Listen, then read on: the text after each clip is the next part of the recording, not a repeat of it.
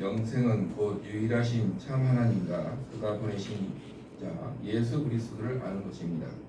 신학의 목적은 구원이요 영원한 생명을 얻는 것입니다. 그러기 위해서는 우리가 살아계신 참 하나님을 믿고 알아야 합니다. 참 하나님을 올바로 알고 믿기 위해서는 그가 보내신 아들 예수 그리스도를 진정으로 믿고 또 알아야 됩니다. 그리스도를 바로 믿기 위해서는 그가 보내신 진리의 성령을 알고 하나님의 말씀에 제된 몸을 복종하고 말씀에 순종하며 제된 몸을 말씀에 쳐서 우리가 말씀에 순종하는 삶을 살 수 있는 학교 교인이 되기를 바랍니다. 아멘. 예수님께 우리가 기도합니다. 그러나 때때로 우리가 기도하는과 반대 방향으로 갑니다. 하지만 하나님의 기도가 그리 아니하실지라도 하나님의 때에 장성한 분량으로 그 자리까지 크기까지 인내를 또 연단을 또 소망은 사랑으로 그래서 성도의 삶이 나가고 하나님의 말씀에 우리의 제된 몸을 쳐서 말씀에 불종이 아닌 순종이 이루어지게 하여 주시옵소서. 나라가 홍수로 많은 이재민과 또 사상자들이 나고 오늘 또 오는데 동부간선도로가 막혀서 많이 돌아왔습니다.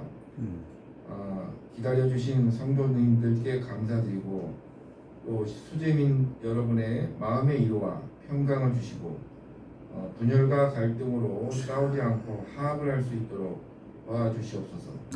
또한 나라가 이태롭습니다. 한미관계가 돈독해지고 정의로운 또 정치인, 장관이 나라를 이끌게 해주시고 불의하고 거짓말하고 범죄자가 또 폐악한 정치인들이 이 땅에서 물러나게 하여 주시옵소서. 이 땅에 대한민국에 하나님의 나라가 천국에 여기서 세워지는 기초가 되게 하여 주시옵고 이 땅에 하나님의 영생을 보는 그리고 기쁨을 누리는 사귑 교회의 기쁨을 회개함과 기쁨을 누리게 하여 주시옵소서. 사랑하는 정건면 장로님 건강을 유지하여 주시옵소서. 사랑하는 홍종희 장로님 건강을 유지하고 행복한 노년을 기원합니다. 우리 또 신정훈 강사님, 김재성 집사님, 또 정건면 장로님 가족들, 최현정 집사님, 그리고 공운의 전도사님 기억하여 주시옵소서. 한근자 권사님, 또 김정희 권사님 기억하여 주시옵고 여기 이 자리에 참여하신 모든 성도님, 그 다음에 피아노 반주를 늘 해주시는 집사님 감사합니다. 김경재 목사님이 가신 지 벌써 시간이 많이 지나갔지만 김경재 목사님이 폴 틸리의 그럼에도 불구하고 우리는 하나님의 말씀에 순종해서 기도해야 된다. 인간의 대결박으로는 하나님의 사랑을 알 수 없다. 하나님의 사랑을 가슴으로 이해해야 된다는 그 말씀을 그 사귑가 예수님을 만나서 기쁨으로 영접했던 그 기쁨들이 늘 머물 수 있는 사귑 교회가 되게 하여 주시고 오늘 말씀을 전하는 방효성 목사님 또 가정에 축복해 주시고 따님들 축복해 주시고 늘 목사님 앞길에 재정적 물질적 건강을 채워 주시옵소서. 감사드리며 예수님의 이름으로 기도드렸습니다. 아멘.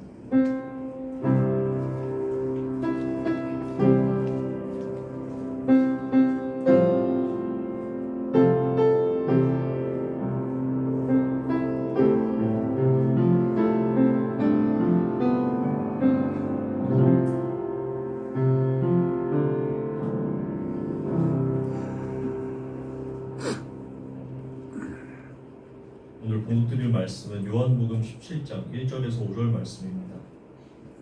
예수께서 이 말씀을 마치시고 눈을 들어 하늘을 우러러 보시고 말씀하셨다.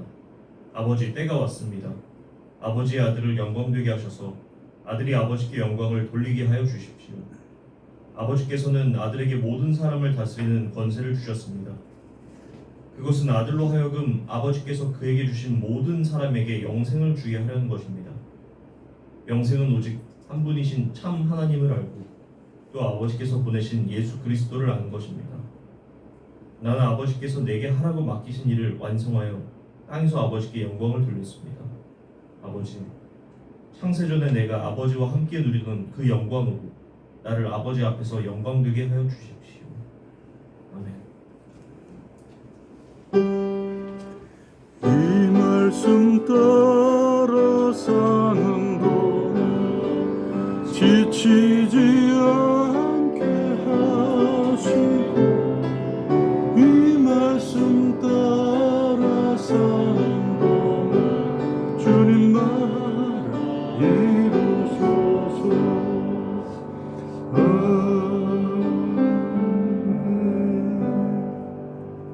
박효선 목사님 말씀 전해 주십니다.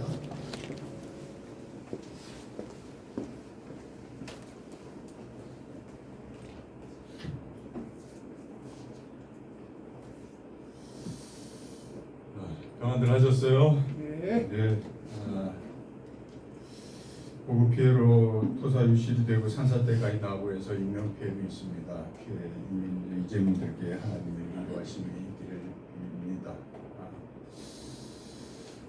우리 송범백 집사님 기도 감사드립니다. 예. 제가 성경 본문을 드리지도 않았는데 이렇게 아침하게 귀한 기도를 해주셔서 감사드립니다.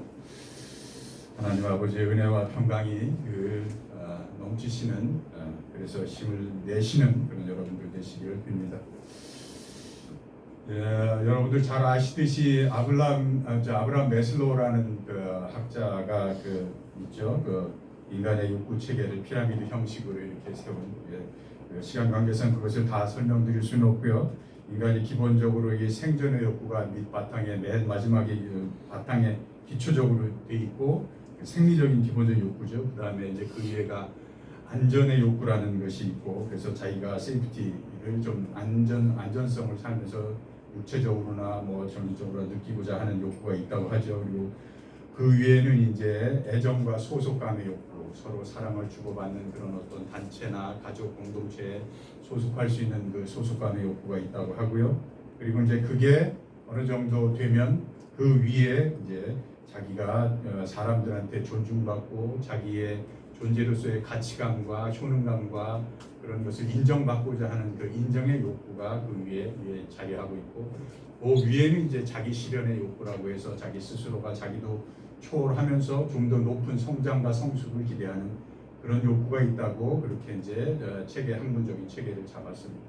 대부분 그런 욕구가 이렇게 기본적으로 1차적인 욕구가 해결이 되면 2차적으로 그 욕구를 또 우리가 욕망하게 되면서 또 올라가게 되고 그런 것을 거친다고 하죠. 예. 그것을 세 가지로 이렇게 대별해서 크게 이제 말씀드리자면 맨 밑바탕이 이제 생존의 욕구라는 것이고 그 다음이 이제 관계성의 욕구라는 것이고 그 다음이 마지막으로 자기가 성장하고자 하는 성장의 욕구가 있다 이렇게 이해하시면 좋을 것입니다. 생명은 이러한 생명 유지, 창조, 발전, 발현, 초월하는 위한 이 생존의 기본적인 생리적 욕구로부터 관계성을 나타내는 애정 소속감의 욕구, 그리고 성장을 도모하는 힘의 추구, 자아 실현 등으로 하려고 하는 이 생명 창발을 하는 추동 속에 우리가 시존한다 이렇게 보시면 됩니다. 생명이란 이러한 무의식적인 본능적 욕구의 추동으로 인간은 그렇게 이끌린다 이렇게 볼 수도 있는 것이죠. 그래서 세상 사람들은 그 욕구 충족을 세상적인 어떤 자기가 알고 있는 꾀나 지혜나 지식이나 수단이나 재물이나 모든 방편을 동원해서 그 욕구를 해결하려고 그 욕구를 쟁취하려고 그렇게 세상 사람들은 하는 것이고요. 그리스도인은 어떤 거죠? 그리스도인들은 이러한 생명의 욕구들을 주님 없이는 그리스도 없이는 성공적으로 열매 맺지 못한다라고 판단을 내리고 그렇게 인식하고 인정하고 모인 사람들이 사실은 그리스도인들입니다. 그래서 그리스도인들은 하나님의 성령이 우리의 정신에 침입해 들어오고 그리고 그 정신을 우리 정신 하나님의 성령이 변형시키고 그리고 그 정신 너머로 승화 발전 상승시키는 그래서 새로운 존재가 돼야만 비로소 그 존재가 열매이면서 그 존재로 더 한없는 귀한 성령의 열매를 맺을 수 있는 길을 걷는다 이렇게 보는 사람들이 그리스도인 거예요. 결국 인간은 이 욕구의 바닷속을 헤엄치면서 자기를 만나는 과정이라고 볼 수 있습니다. 그리스도인도 그렇죠. 똑같이 이 과정을 어느 정도 겪으면서 자기를 찾는다, 자기를 만난다 하는다 이렇게 볼 수 있는데요. 근데 그리스도인들은 시작점이 다릅니다. 그리스도인의 자기를 찾는 길목의 첫 번째는 사실은 첫 스텝은 우리 안에 아무것도 없다는 것을 깨닫고 인정하는 것에서 첫 스텝이 시작됩니다. 여러분 어떻게 생각하세요? 내 안에 무엇이 있다고 이렇게 생각되시나요? 사실 들어가 보십시오. 아무것도 없습니다. 철저하게 이 사실을 인식하고 인정하는 그것이 크리스천들의 첫 스텝입니다.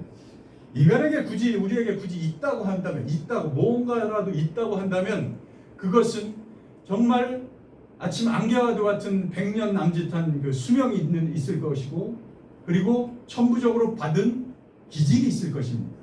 그것은 히포크라테스가 말하는 담즙질이요, 우울질이요, 점액질이요, 이런 그런 유형의 천부적으로 태어난 그런, 다시 말하면 머리로 살아가는 그 이성적인 그런 사람이나 아니면 가슴으로 살아가는 정서적인 감성적인 사람이나 장유형이라고 하는 그런 본능적으로 살아가는 그런 베드로와 같은 그런 천부적으로 태어난 그런 타고받은 기질이 있다는 것이고, 그리고 마지막으로 세 번째로 굳이 있다고 한다면 이 욕구가 우리 안에 있다는 것이죠. 그거 외에 사실은 아무것도 없습니다. 난 있는데요? 그렇게 생각이 드십니까? 뭔 소리야? 난 더 있는데 이렇게 생각이 만약에 그렇게 여겨지신다면 미안하지만 그분은 아직 옛사람의 구습에서 붙잡혀서 벗어나지 못한 것입니다. 수명은 살라는 생명의 근거 되시는 하나님의 명령인 것이고, 기질은 그 생명 있는 자의 틀거리가 되는 것이고, 무의식적 이 본능적 욕구는 그 생명의 추진 연료가 되는 것입니다. 근데 여러분, 이 연료가 그 차의 연료가 가솔린을 그냥 넣었다고 해서 되는 거라고 생각하세요? 아니에요. 거기에는 연료와 산소가 정확하게 제대로 들어가야, 그래야 그 폭발 행정 속에서 피스톤을 굴리고 엔진을 돌리는 것입니다. 그 보이지 않으나 항상 우리 주위에 둘러싸여 있는 공기가 절대 필요하다는 것입니다. 항상 우리 전 주위를 둘러싸여 있는 산소가 절대 필요하다는 것입니다. 그래서 완전 연소를 위한 연료와 공기의 혼합 비율이 어떤지 아십니까? 차에 그것을 공연비라고 하는데요. 그것이 연료 1kg당 산소가 공기가 14.7kg이 필수적이라고 하는 거예요. 그렇습니다. 그것이 14.7kg에 해당하는 그 공기가 크리스천들은 뭐예요? 하나님의 말씀인 것이죠. 그래서 예수님이 40일 사막에서 금식하실 때 사탄이 꾀임을 하도 아니다, 아버지의 말씀으로 삽니다라고 말씀하신 이유가 그런 것이겠죠. 세상 사람의 입장에서 본다면 위에 세 가지만 가지고도 사실은 충분히 기업도 일구고 잘 살죠. 그런 사람들 많이 보셨죠? 잘 살잖아요. 기독교인이 아니더라도 잘 살고 큰 기업을 이룬 사람 많잖아요. 그죠? 그러나 여러분, 그리스도인의 자리에서 본다면 그런 일은 아무리 큰 기업이라도 껍데기에 불과하다는 것을 꿰뚫어 볼 줄 아는 영안이 있으셔야 됩니다. 수명과 기질과 욕구뿐인 내 안에 예수 그리스도가 들어와 자정해야만 비로소 참 사람다운 걸음을 걸을 수 있기 때문에 그렇습니다. 믿지 않은 사람도 잘 살죠. 기업도 하는고요. 그러나 그 사람의 속 깊은 곳을 들여다 보십시오. 한번 들여다 보십시오. 그러다 보면 분명히 인생에서 자타가 공인하는 올바른 성공을 이룬 사람들의 자리에 간 사람들을 이렇게 그 걸어온 길을 보면 그 사람이 크리스천이 아니더라도 그 사람은 분명히 하나님의 진리의 샤워를 받은 사람이라는 것을 우리는 그 사람의 인생 구력에서 알 수 있습니다. 그것이 진리예요. 그 진리의 샤워를 받은 사람인 것이죠. 그것이 아니면 아무리 큰 일을 이뤄도 다 시간 문제입니다. 다 사상 누각에 불과한 것이죠. 제 아무리 높은 위치에 올랐다고 해도 사상 누각인 것이고 시간 문제임을 그리스도인은 우리는 압니다.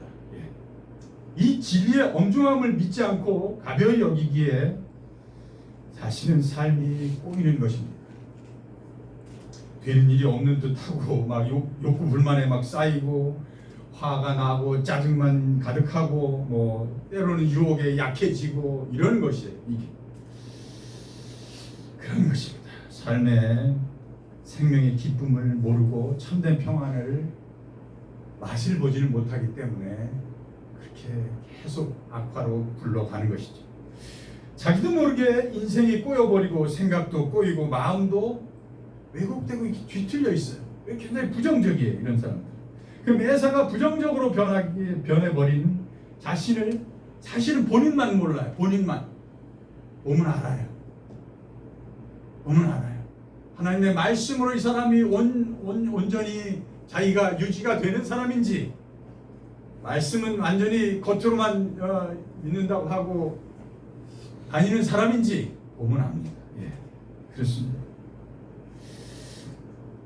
그러다 보니 예수님을 믿어도 예수님을 따라 걸으면서 나의 인격의 성숙을 도모하는 것이 아니고 그냥 예수님 믿어도 기복적이고 예수님을 숭배하는 종교 생활로서의 유행을 바라거나 어떤 기적 같은 거가 해서 내 인생이 좀 로또로 맞아서 바뀌면 어떨까 하는 그런 생각을 할 때도 있죠.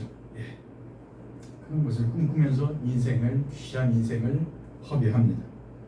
연못 구하거나 또 우물에서 숭늉을 구하는 격이죠.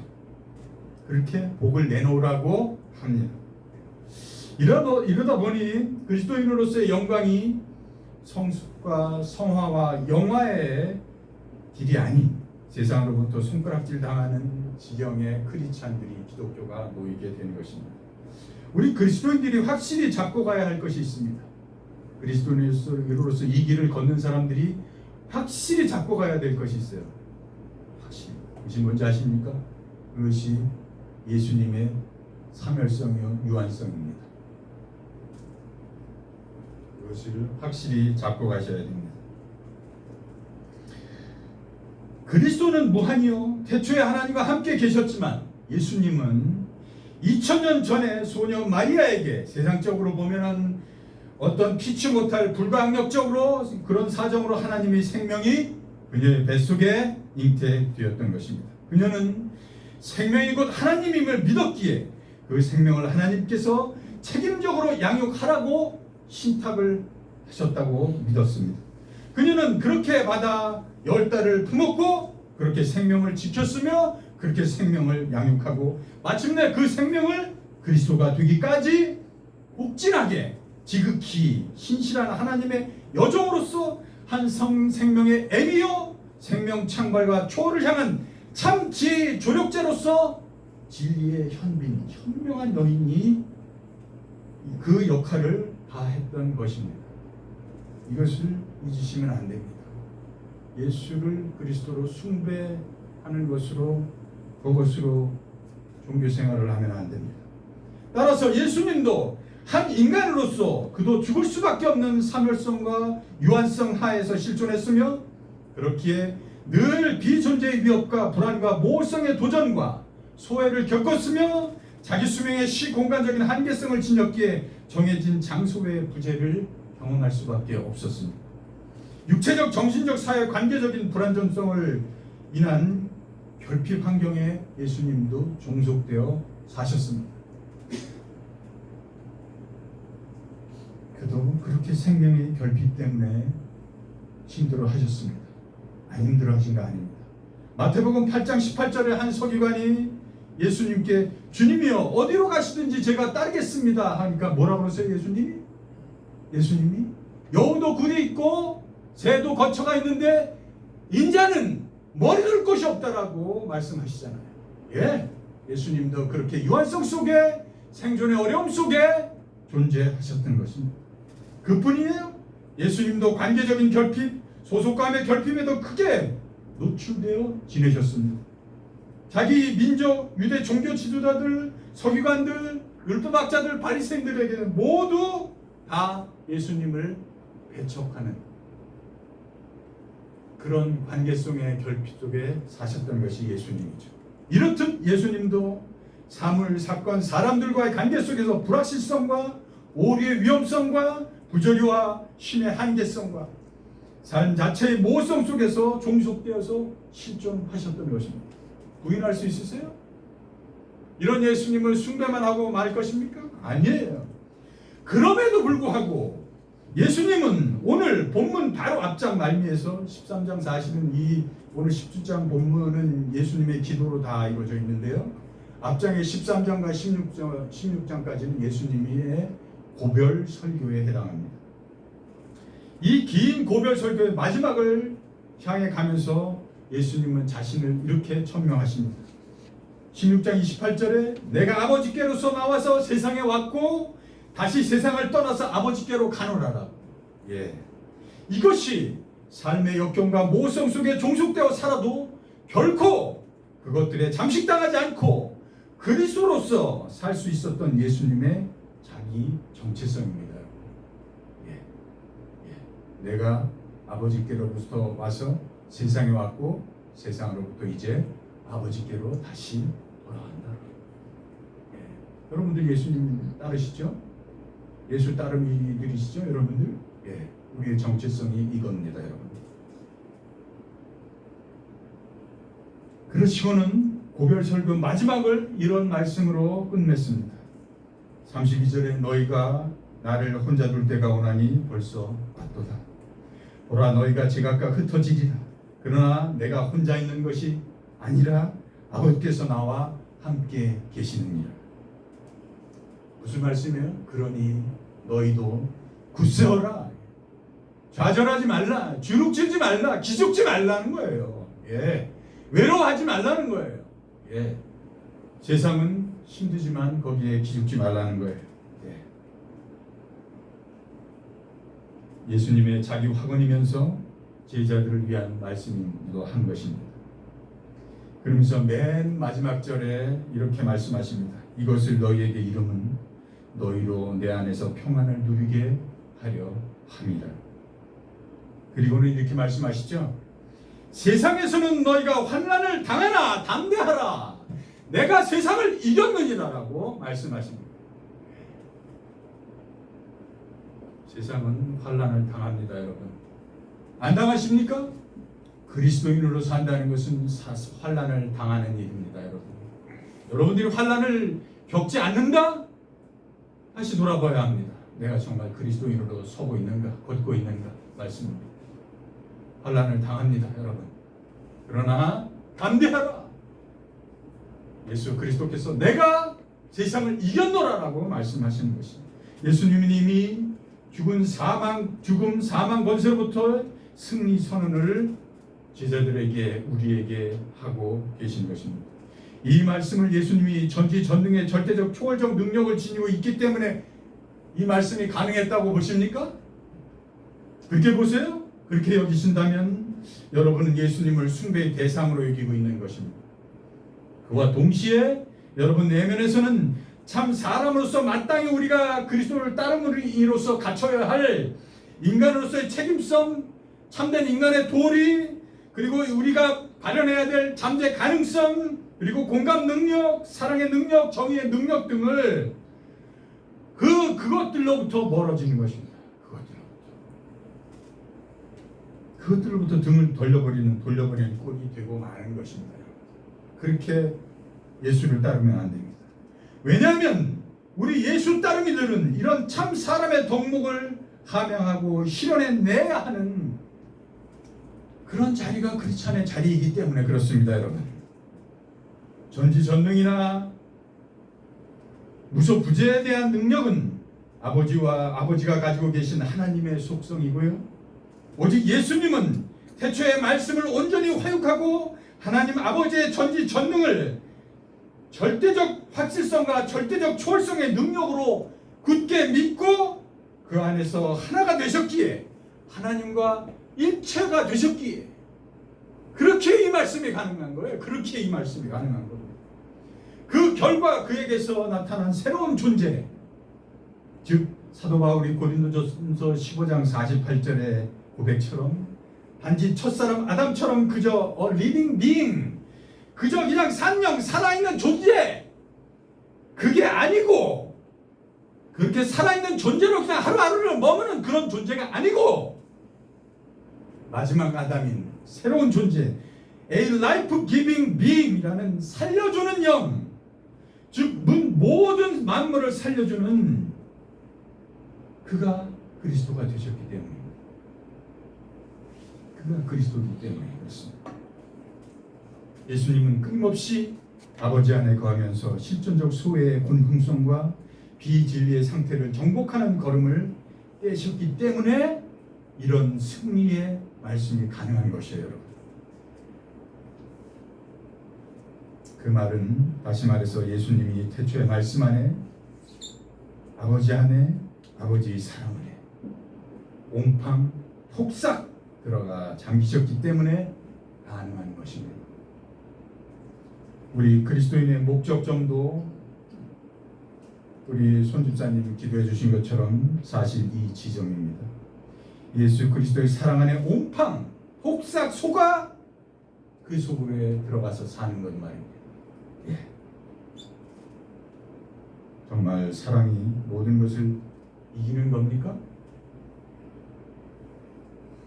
여러분 인생 여정 속에서 정말 사랑이 웬만한 고난을, 역경을 이기는 것을 체험하셨습니까? 예. 삶의 여정 속에서 이 체험을, 사랑이 이긴다는 것을 구하십시오. 그리고 이 체험을 언제나 이 체험 속을 걸으셔야 되는 것입니다. 그래서 새록새록 그 확신이 깊어지고 굳건해지는 그런 은혜의 길을 걸으셔야 됩니다.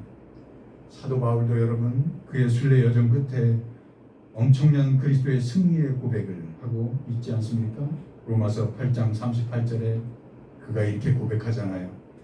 내가 확신하노니 사망이나 생명이나 천사들이나 권세자들이나 현재일이나 장래일이나 능력이나 높음이나 깊음이나 다른 그 어떤 피조물이라도 우리를 우리 주 예수 그리스도 안에 있는 하나님의 사랑에서 뭐라고요?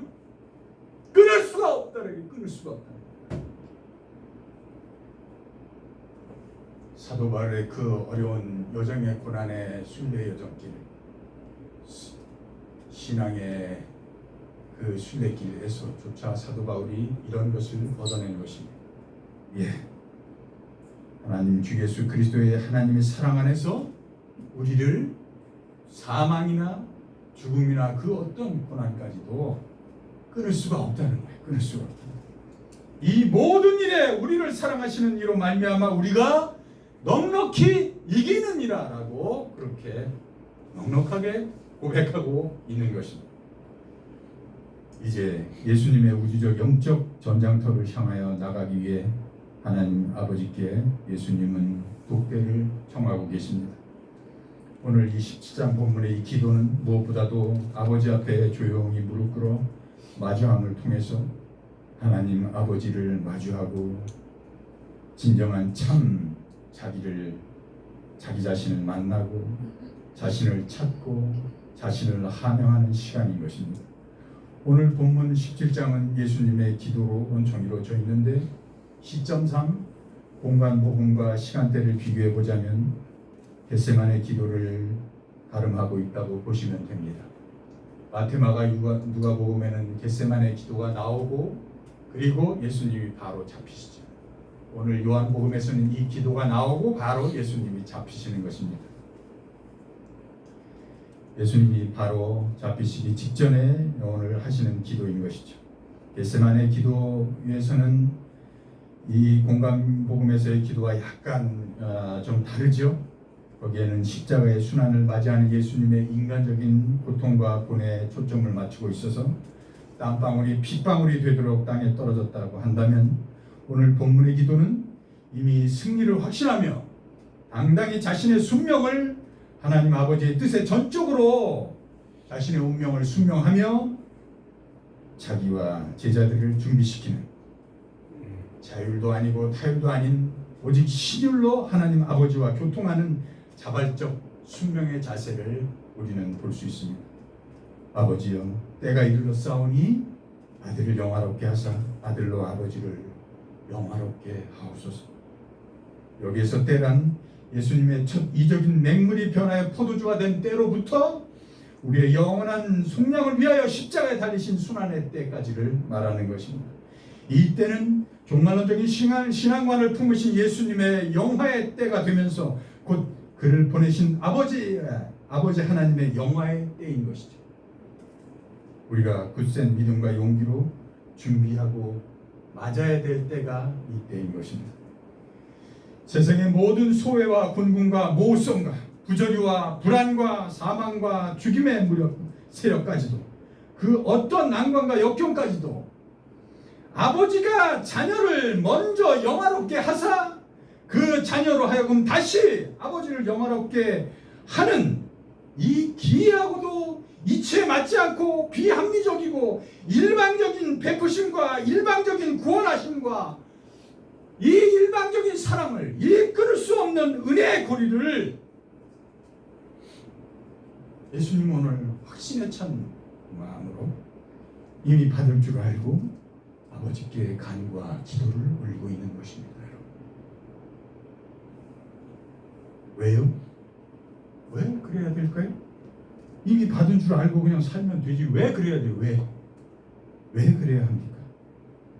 이 하나님 아버지와 자녀의 메커니즘이 이 작용 기제가 바로 하늘 아버지를 둔 자녀들 우리들의 참된 삶의 자세라는 거예요. 예. 그것이 죄의 유혹에 빠질 가능성이 농후한 우리들이 인생 여정 일평생을 걸어가면서 갖춰야 될 올바른 자세라는 것입니다.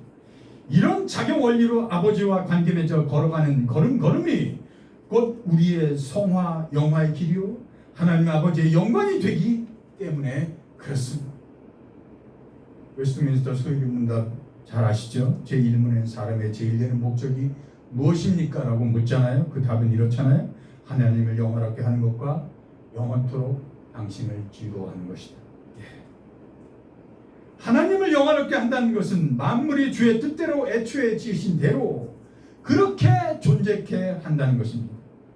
하나님이 만물을 만드시고 보시기에 좋았다라고 하신 그 존재 그대로 그렇게 좋았다라고 하신 감탄하시던 그 모습 그대로를 만물을 그렇게 회복하는 것이 하나님의 영광입니다. 그를 영원토록 즐거워한다는 것은 그 만물의 회복을 위해 내가 기필코 기쁨으로 내 십자가를 자활하여서 진다는 것입니다. 여러분. 그것이 하나님의 나라요.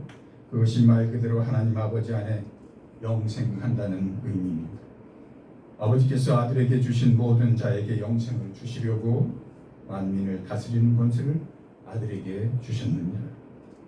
영생은 그 유일하신 참 하나님과 그의 보내신 자 예수 그리스도를 아는 것입니다.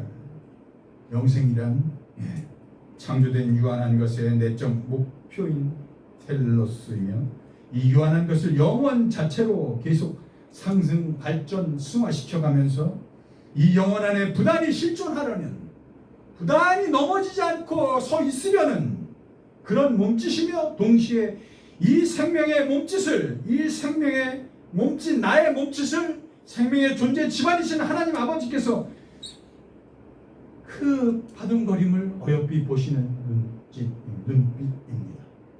그것이 영생이라고 보시면 됩니다. 그것이 에덴에서 추방당했던 인간이 지상에서의 최상의 영화이면서 하나님이 보시기에 심히 좋았다라는 하나님 아버지의 여러분들을 향한 눈빛이신 것입니다. 모든 창조된 것들 만물의 잠재성의 완성을 목적으로 피조세계를 지으신 것이 하나님 아버지이십니다. 우리 인간은 하나님의 형상을 따라 빚어진 몽환적인 순결 상태에서 서서히 의식이 자라면서 실존적 소외 속에서 자신 내면의 잠재성과 현실성의 충돌과 분열을 거쳐 참된 길에 올라서는 것이죠. 에베소서 4장 13절에 이렇게 있잖아요. 인간 소외의 권능과 불안을 넘어서신 하나님의 아들을 믿는 일과 아는 일에 하나가 되어 온전한 사람을 이루어 그리스도의 장성한 분량이 충만한 데까지 본질적 참사람에 이르는 것입니다. 그렇게 말하고 있습니다. 이것이 분리되었던 하나님과 우리의 재연합의 과정입니다. 여러분. 그 길의 완성은 아버지께서 내게 하라고 주신 일을 내가 이루어 아버지를 이 세상에서 영원롭게 하겠사오니 아버지여 창세전에 내가 아버지와 함께 가졌던 영화로서 지금도 아버지와 함께 나를 영화롭게 하옵소서라고 믿고 구하며 전장터로 나갈 준비를 갖추시는 복된 여러분들 다 되시기를 빕니다. 기도하시겠습니다. 참 좋으신 하나님 아버지, 그러므로 하늘에 계신 너희 아버지의 온전하심과 같이 너희도 온전하라. 예수 그리스도 이름으로 기도합니다. 아멘.